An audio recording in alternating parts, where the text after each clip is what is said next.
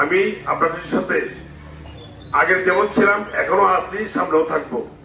আমাকে কেউ ভুল বোঝার কোনো সুযোগ নাই, কারণ আমি সার্বক্ষণিক মাঠে থাকি। আমাকে ক্ষমা করে দেবেন ইনশাআল্লাহ। ভুল ত্রুটি মানুষের হয়, আমি ইচ্ছে করে ভুল করি না। আমাদের এহসান সাহেব, সে আমার ছোট ভাই, তাকে আমি সবসময় পছন্দ করি এবং যে কোনো সময় এখানে আসলে তার সাথে বসে আমি কাজ করা করি।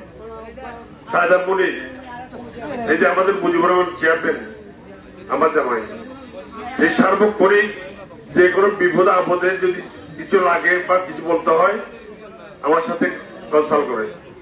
এখানে যারা আমার সাথে আসে, যারা টেলিফোন মোবাইল আমার সাথে কথা বলে, তাদের সাথে আমার কথা হয়। এই টেলিফোন, এই যে বসা অবস্থায় অনেক টেলিফোন আসছে।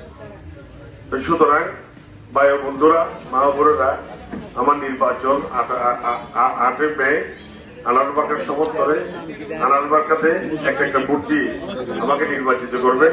কক্সবাজারের দায়িত্বটা কাকে দেব?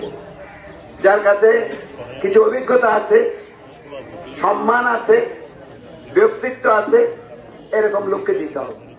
আমি কারো বিরুদ্ধে কিছু বলতে চাই না। সবাই আমরা একজনকে একজন চিনি, তাদেরও সম্মান আছে, তারাও উপযুক্ত।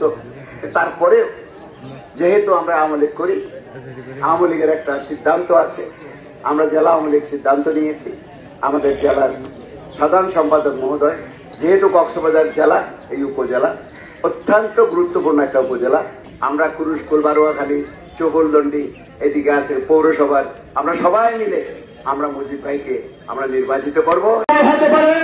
আমি আমার আপনাদের কাছে অভিনন্দন। সদর উপজেলা